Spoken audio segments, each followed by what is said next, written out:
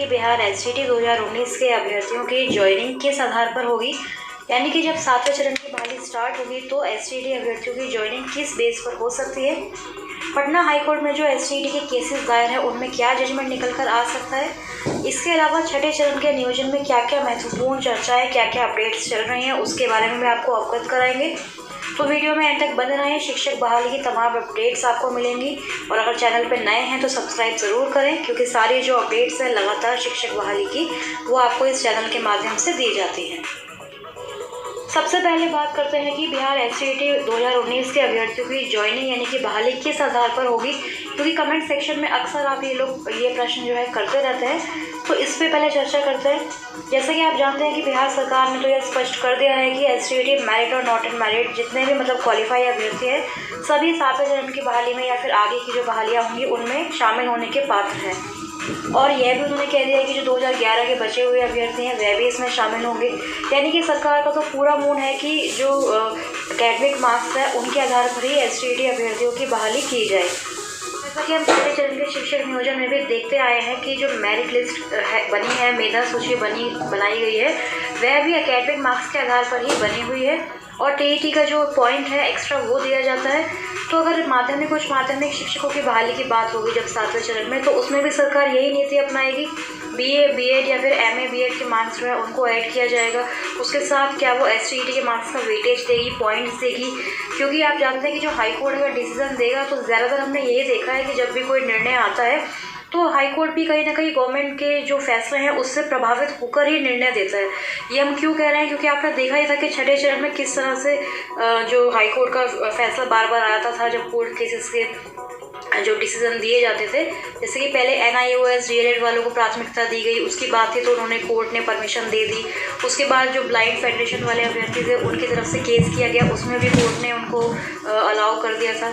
तो इस तरह हमने देखा कि छठे चरण की बहाली जो बार बार डिले होती गई उसमें कोर्ट केसेस का जो जजमेंट आया था वह कहीं ना कहीं अभ्यर्थियों के पक्ष में ही आया था। यानी कि जो भी डिमांड की गई थी कोर्ट से वह परमिशन जो है हाई कोर्ट से दी गई थी। उसके बाद ही छठे चरण की जो बहाली है वह आगे बढ़ पाई थी।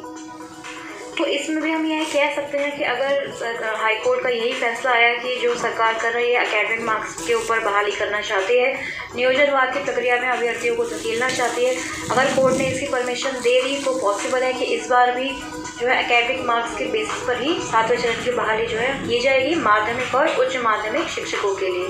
तो उसमें क्या एसटीटी मार्क्स पर वेटेज भी दिया जाएगा, इसकी चर्चा भी चल रही है। तो ये तो फाइनल जब जजमेंट आएगा उसी पर पता चलेगा और सरकार जब नोटिफिकेशन जारी करेगी 7वें चरण की बहाली का उसमें सारी चीज़ें क्लियर होंगी, क्योंकि सरकार को भी कोई ना कोई ऐसा रास्ता ढूंढने की ज़रूरत है जिससे मेरिट और नॉट मेरिट का जो झगड़ा सरकार ने क्रिएट किया था उसको वह खत्म कर सके। तो इसके लिए मुमकिन है कि वह यह कदम उठा सकती है कि एसटीटी मार्क्स की जो वेटेज है उसको आधार बनाकर ज्वाइनिंग कराई जाए।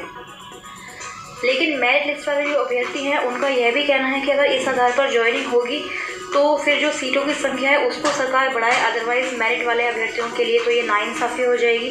तो आप जानते हैं कि बिहार में लाखों लाख शिक्षकों के पद रिक्त हैं, तो सरकार को यही करना चाहिए कि सीटों की संख्या को बढ़ाए और उसके बाद जो भी करना है, वेटेज देनी है या एकेडमिक मार्क्स पर बहाली करनी है, उसका नोटिफिकेशन जारी करे। तो इस बारे में आपकी क्या राय है कमेंट सेक्शन में हमें ज़रूर बताएं, क्योंकि सरकार तो यही चाहती है कि बहाली को डिले किया जाए। कोई ना कोई नया एक्सक्यूज़ बनाते जा रहे हैं, कभी नया रिक्रूटमेंट बोर्ड बन रहा है, कभी हमने सुना था संजय कुमार सर कह रहे थे कि नई नियमावली बनाई जा रही है। तो इस तरह की तमाम बातें जो हैं वो चल ही रही हैं। आप देख ही रहे हैं शिक्षा विभाग द्वारा नई नई बातें सामने आती हैं। तो कोर्ट केसेस का जब जजमेंट आएगा उसके बाद ही सरकार एसटीटी सर्टिफिकेट जारी करेगी। और जहाँ तक उम्मीद है कि पहली हियरिंग में तो ये केस जो है समाप्त नहीं होंगे, हो सकता है 2-3 बार ये सुनवाई हो, डेट पर डेट मिलती रहेगी। तो प्रक्रिया जो है 1-2 महीने या 2-3 महीने तक ये कोर्ट केसेस की पूरी समाप्त हो जाएगी। उसके बाद ही सरकार सर्टिफिकेट इशू करेगी और उसके बाद ही 7वें चरण की बहाली का जो नोटिफिकेशन है वह जारी किया जाएगा। तब तक ये भी मुमकिन है कि छठा चरण का जो नियोजन है चल रहा है उसको भी सरकार समाप्त कर लेगी।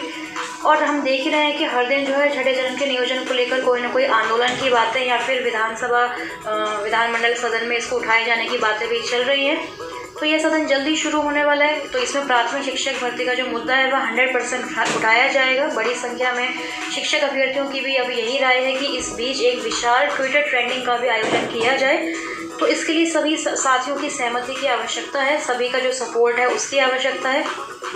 अखबारों के माध्यम से यह खबर भी हमने पढ़ी थी कि अब हर साल राज्य और राष्ट्रीय स्तर पर मनेगा शिक्षक पर्व। तो सरकार शिक्षक पर्व मनाने पर लगी हुई है, लेकिन जो वर्षों से चलती आ रही शिक्षकों की कमी है उसको दूर नहीं कर पा रही है। तो शिक्षक पर्व मनाने से अच्छा है कि पहले शिक्षकों की कमी दूर हो। इसी को ट्वीट करते हुए, इसी बात को ऐड करते हुए कंचन शर्मा ने भी ट्वीट किया है कि अगर शिक्षकों को कुछ देना ही है तो बिना विलंब किए शिक्षकों को नियुक्ति पत्र देने का कार्य करें।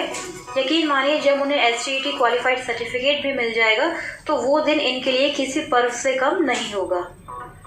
तो बिल्कुल सही बात कही है उन्होंने। आप ये भी आपको बता दें कि शिक्षक बहाली में जो ये देरी हो रही है इसको लेकर विधान परिषद के उप नेता नवल किशोर से भी मुलाकात की है शिक्षक अभ्यर्थियों ने। तो इस तरह हम देख रहे हैं कि विपक्षी दल अगर साथ आते हैं और सरकार के कुछ नेता अगर शिक्षक अभ्यर्थियों के साथ आ जाते हैं तो जल्द से जल्द ये नियुक्ति पत्र देने का जो मामला है छठे चरण के चयनित अभ्यर्थियों को वह पूरा हो सकता है। और सरकार चाहे तो इस बार अभी नोटिफिकेशन भी मतलब शेड्यूल भी जारी कर सकती है, क्योंकि आप जानते हैं कि पंचायत चुनाव खत्म होने में अभी लगभग 1 महीने का समय है। तो उससे पहले सरकार ये तो जारी कर ही सकती है शेड्यूल की जैसे ही पंचायत चुनाव खत्म होंगे तुरंत ही 3rd राउंड की जो काउंसलिंग है वह की जाएगी। प्रधान सचिव संजय कुमार ने तो स्पष्ट कर ही दिया है कि दिसंबर या फिर जनवरी के महीने तक जो है ये 3rd राउंड की काउंसलिंग वगैरह समाप्त कर ली जाएगी। लेकिन इस तरह के ऐलान जो है वो यहाँ होते रहते हैं बिहार में। एक और खबर से आपको रूबरू कराते हैं जहाँ लिखा गया है कि एक भी उर्दू टीचर कई विद्यालयों में मौजूद नहीं है। तो सरकार ने पहले भी ऐसा ऐलान किया था कि हर स्कूल में उर्दू टीचर की बहाली होगी, पर बाद में शिक्षा विभाग ने स्कूल में उर्दू के 20 छात्र रहने पर एक टीचर बहाल होने का नोटिफिकेशन निकाल दिया। लेकिन अभी भी बिहार में कम से कम 35,000 स्कूल ऐसे हैं जहाँ एक भी उर्दू टीचर नहीं है। यही नहीं, बिहार में करीब 12,000 स्पेशल उर्दू TET परीक्षा पास कर चुके अभ्यर्थी बेरोजगार बैठे हुए हैं। फिर भी सरकार जो है उर्दू टीचरों की कमी को पूरा नहीं कर पा रही है। एक और खबर आपको दिखाते हैं जहां लिखा है कि शिक्षा विभाग के प्रस्ताव पर मोहर लगी है। तो कौन सा प्रस्ताव है इसको भी देखते हैं। 3.5 लाख शिक्षकों को मिलेगा बढ़ा हुआ वेतन। तो वेतन में बढ़ोतरी करने के बाद जो है की गई है। राज्य में प्राथमिक विद्यालयों से लेकर उच्च माध्यमिक विद्यालयों के पंचायती राज एवं नगर निकाय के तकरीबन 3.5 लाख शिक्षकों एवं लाइब्रेरियन के मूल वेतन में हुई 15% की वृद्धि के भुगतान का रास्ता साफ हो गया है।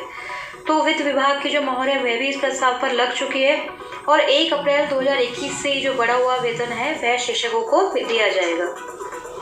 तो ये सारी चीज़ें चल रही हैं अभी शिक्षक बहाली को लेकर। पहले देखते हैं कि छठे चरण के नियोजन में क्या कुछ चल रहा है, क्योंकि वह समाप्त होगा